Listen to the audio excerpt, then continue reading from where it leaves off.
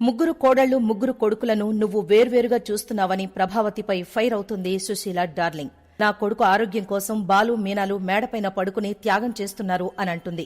వాళ్లు ఇబ్బంది పడకుండా ఉండాలంటే మేడపైన మరో గది కట్టించాలని అంటుంది. తన పెన్షన్ డబ్బులతో గది కట్టిస్తానని సత్యం చెప్పడంతో నువ్వు ఇబ్బంది పడద్దు, ఆ డబ్బు నేనే సర్దుతాను అని అంటుంది. ఉదయాన్నే కొడుకులు కోడళ్లను పిలిచి ఈ విషయం గురించి చెబుతాడు సత్యం. ఎక్కడ వాటా ఇవ్వాల్సి వస్తుందోనని మనోజ్ టెన్షన్ పడతాడు. నా పెన్షన్ డబ్బుతో మరో రూమ్ కట్టిస్తాను అని సత్యం అనడంతో నువ్వు ఈ వయసులో కష్టపడొద్దు, నేను మీనా సర్దుకుపోతాం అని అంటాడు బాలు. మా నాన్న సంపాదించేది నాకోసమేనని ఆయనకు చెబితే నిమిషాల్లో ఇంకో గది కట్టిస్తాడని శృతి అనడంతో సత్యం బాలు దాన్ని అవమానంగా ఫీలవుతారు. దాంతో ఎవరికీ ఇబ్బంది లేకుండా సుశీల ఓ పరిష్కారం చెప్తుంది. గదిని ముగ్గురు కోడళ్లు ముగ్గురు కొడుకులు సమానంగా వాడుకోవాలని, వారానికొకరు హాల్లో పడుకోవాలని అంటుంది. తొలి వారం హాల్లో పడుకోవడానికి మనోజ్ రోహిణి రాకపోవడంతో బాలు వెళ్లి వారి బెడ్రూమ్ తలుపులు బాధేస్తాడు. ఇదంతా గత ఎపిసోడ్లో హైలైట్ గా నిలిచింది. ఇక సెప్టెంబర్ 15వ తేదీ 510వ ఎపిసోడ్లో ఏం జరిగిందో చూద్దాం. హాల్లో పడుకోవాలంటే దోమలు కుడుతున్నాయని ఎలా పడుకోవాలని మనోజ్ ప్రశ్నిస్తాడు. మరి మామయ్యకు బెడ్రూమ్ ఇచ్చినప్పటి నుంచి మీనా బాలు ఇక్కడే పడుకుంటున్నారు కదా అని శృతి అంటుంది. వాళ్ల కంఫర్ట్స్ గురించే అన్నయ్య మాట్లాడుతున్నాడని, మిగతా వాళ్లు ఏమైపోతే వాళ్లకెందుకో అని రవి నిలదీస్తాడు. ఆ మాటలతో మండిపడ్డ ప్రభావతి బాలుని ఉసుగొలిపి పంపించింది నువ్వేనా అని అడుగుతుంది. నేనే వెళ్లి తలుపులు బాదమని రెచ్చగొట్టి పంపించాను, దానికి రవి శృతియే సాక్ష్యం అని అంటుంది మీనా. వదిన ఎంత చెబుతున్నా వినిపించుకోకుండా అన్నయ్యే ఆగకుండా వెళ్లాడు అని అంటాడు రవి. బాలు కరెక్ట్ గానే చేశాడు కదా, మీనానెందుకు అనవసరంగా అంటున్నారు అని శృతి ఫైర్ అవుతుంది. హాల్లో ఏసీ లేదు, ఏసీ పెట్టించొచ్చు కదా అని అంటాడు మనోజ్. వాడెలా పడుకుంటాడు, శృతి ఏసీ పెట్టిద్దామనంటే మీరే గొప్పలకు పోయి వద్దన్నారు అని అంటుంది ప్రభావతి. ఇంకొకరి దయాదాక్షిణ్యాల మీద బతకడం నాకిష్టం లేదు అని ఫైర్ అవుతాడు సత్యం. చిన్నప్పటి నుంచి 4 పిల్లలతో ఈ ఇంట్లో ఉన్నామని ఇప్పుడే ఏసీ అవసరం పడిందా అని ప్రశ్నిస్తాడు. దోమలు ఉక్కుపోత మనోజ్ అన్నయ్యకేనా, బాలు అన్నయ్య మీనా వదినలకు దోమలు కుట్టవా అని అడుగుతాడు రవి. అయినా మా అమ్మ నా కోసం ఏసీ పంపిస్తానని చెప్పింది అంటుంది శృతి. మీరేమి కొనరు, ఇంకొకరిని కొనరివ్వరు అని మండిపడుతుంది ప్రభావతి. గొడవ సద్దుమణగడంతో బాలు మీనా మనోజ్ గదిలో పడుకుంటారు. వాళ్లు ప్రశాంతంగా ఎలా పడుకుంటారో నేను చూస్తాను అని రోహిణితో అంటాడు మనోజ్. ఆ వెంటనే తన గది దగ్గరికెళ్లి తలుపు కొట్టి ఛార్జర్ మర్చిపోయాను అని చెప్పి తీసుకెళ్తాడు. నా ఫేవరెట్ పిల్లో లేదని, దాని మీద పడుకుంటేనే నిద్ర పడుతుందని మళ్లీ పైకి వెళ్లి దిండు తెచ్చుకుంటాడు. వాడు రోజంతా ఏసీ కార్లోనే తిరుగుతాడు కదా, మళ్లీ ఏసీ ఎందుకు అని బాలు దగ్గరికి మళ్లీ వెళతాడు మనోజ్. మీనా వచ్చిందేమో అనుకుని బాలు తలుపు తీయగా మనోజ్ వెళ్లి బాలుపై పడిపోతాడు. ఇప్పుడేం కావాలి అని మండిపడ్డ బాలు గదిలో మొత్తం వస్తువులన్నీ మూటగట్టి ఇస్తాడు. నిద్ర పట్టక అటు ఇటు తిరుగుతున్న మనోజ్ దగ్గరికి ప్రభావతి వస్తుంది. ఇదంతా ఆ మీనా మీ నానమ్మతో చేయించింది, ఎవ్వరూ ఎదురు చెప్పలేం కదా అని కొడుకుతో అంటుంది. తన కోసం హాల్లో పడుకున్న రోహిణికి మనోజ్ సారీ చెప్తాడు. మన బిజినెస్ బాగా క్లిక్ అయ్యాక ఒక ఫ్లాట్ తీసుకుని వెళ్లిపోదాం అని అంటాడు. ఇప్పుడు అవన్నీ వద్దని తర్వాత చూసుకుందామని అంటుంది రోహిణి.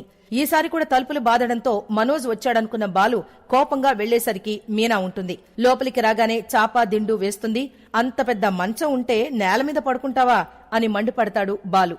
ఆ మంచం మంది కాదు, భార్యకు తన భర్త తినే కంచం, పడుకోబోయే మంచం కూడా అంతే ప్రత్యేకం. ఈ చాప మంచం మీద వేసుకుని మీరే పడుకోండి అని అంటుంది మీనా. నువ్వు నేల మీద పడుకుంటే నేను మంచం మీద ఎలా పడుకుంటాను, నేను నా మీనా దగ్గరే పడుకుంటాను, నువ్వు నా గుండెల మీద తలపెట్టుకుని పడుకో అని అంటాడు బాలు. నేను మీ గుండెల మీద తలపెట్టుకుంటే మీకు ఇబ్బందిగా ఉండదా అని అడుగుతుంది మీనా.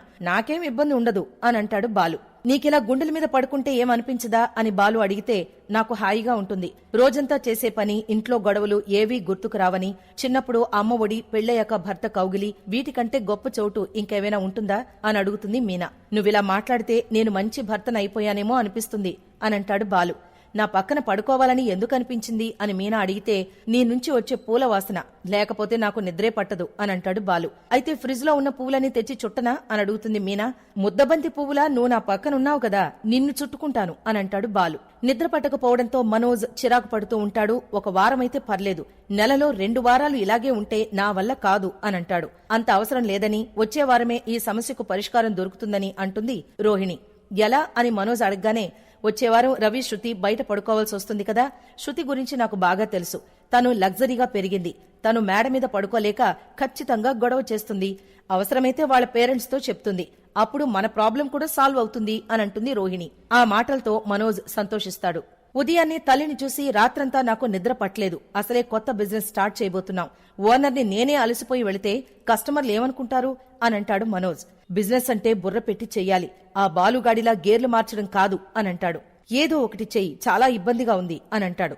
ఒక్కరోజుకే ఇలా అంటున్నావు? మీ నాన్న నేను చాలా రోజులు ఇక్కడే పడుకున్నాం, అప్పుడు నీకేం అనిపించలేదా అని అడుగుతుంది ప్రభావతి. నాకు జాలి వేసేది, కాని మీకు పగలు నిద్రపోయే అవకాశం ఉంది అని అంటాడు. నాకు వారం రోజులు టైం ఇవ్వు, ఏదో ఒక పరిష్కారం చూస్తాను అని అంటుంది ప్రభావతి. టిఫిన్ చేస్తూ డైనింగ్ టేబుల్ మీదే పడుకుంటాడు మనోజ్. దాంతో అందరూ నవ్వుకుంటారు. మనోజ్ ని రోహిణి నిద్ర లేపడంతో ఉలిక్కిపడి లేచి కర్రీ, టేబుల్, సోఫా ఏం కావాలి అని అంటాడు. రాత్రంతా నిద్రలేదని, దోమలు కుట్టాయని చెప్తాడు మనోజ్. మాకు కూడా ఉండేది కాదని, ఆ దోమలు మమ్మల్ని కూడా కుట్టేవని బాలు, మీనా చెప్తారు. నువ్వు వాడు ఒకటేనా అని ప్రభావతి నిలదీయడంతో అంతా షాక్ అవుతారు. మనోజ్ పైనుంచి దిగొచ్చాడా? ఇద్దరు మీ కడుపులో నుంచే కదా వచ్చింది అని మీనా రివర్స్ తగులుకుంటుంది. నిద్ర పడితేనే కదా మైండ్ ఫ్రెష్ గా ఉండేది, అప్పుడే షాప్ సరిగ్గా చూసుకోగలం అని అంటుంది రోహిణి. ఆలు లేదు చూలు లేదు అన్నట్లుగా ఇంకా షాప్ ఓపెన్ చేయలేదు, అప్పుడే బిజినెస్ గురించి మాట్లాడొద్దు అని సెటర్లు వేస్తాడు బాలు. షాప్ ఎవరితో ఓపెన్ చేయిస్తున్నారు అని శృతి అడుగుతుంది. ఇంకా ఎవరిని అనుకోలేదు అంటాడు మనోజ్. నేను సెలబ్రిటీలను ట్రై చేస్తున్నాను అని అంటాడు. వీడేమైనా కొత్త సినిమా విడుదల చేస్తున్నాడా ఆ బ్రిటిష్ వాళ్లు రావడానికి అని అంటాడు బాలు. బ్రిటిష్ వాళ్లు కాదు, సెలబ్రిటీస్ అని అంటాడు రవి. చివర్లో ఉన్నది అదే కదా, నైటీలు వేసుకునేవాడా అని బాలు అనడంతో రవి, శృతి బాధపడతారు. డబ్బులిస్తే సెలబ్రిటీలు వస్తారు అని మనోజ్ చెప్పడంతో అంతా తిడతారు. మీ మేనమామ ఇండియాలోనే ఉన్నాడు కదా, ఆయన్ని పిలవచ్చు కదా అని అంటాడు రవి. ఆయన ఎక్కడున్నాడో నాకు తెలీదు అంటుంది రోహిణి. మేకమామ మేకమామ అని పాట పాడితే పరిగెత్తుకుంటూ వస్తాడు అని సెటైర్లు వేస్తాడు బాలు. కస్టమర్లను అట్రాక్ట్ చెయ్యాలంటే ఇలాగే చెయ్యాలి అని అంటాడు మనోజ్. ఇంటి ముందు పెట్టుకునే పూలబండి కాదు అని రోహిణి అనడంతో మీనా బాధపడుతుంది. శృతితో మీ పూలబండి ఓపెన్ చేయించి డబ్బులిచ్చారు కదా అని గుర్తు చేస్తుంది రోహిణి. నాకిచ్చింది 2000 అనంటుంది శృతి. ఇంట్లో వాళ్ల హస్తవాసి మీద మనోజ్ గాడికి నమ్మకం లేదనుకుంటా అనంటాడు బాలు. నువ్వు ఇన్నాళ్లు ఎన్ని తప్పులు చేసినా క్షమించిన అమ్మని మర్చిపోయావు అనంటాడు బాలు. నువ్వు గొప్పవాడివి కావాలని మీ అమ్మ ఎన్నో కలలు కంది, అమ్మతో ఓపెన్ చేయిస్తే నీకు మంచి జరుగుతుంది అనంటాడు సత్యం. నువ్వు లక్షలు మింగినా దాచింది, పార్కులో పడుకున్నా దాచింది, అమ్మని మర్చిపోయావేంట్రా అని మండిపడతాడు బాలు. ఇంతటితో ఎపిసోడ్ ముగుస్తుంది.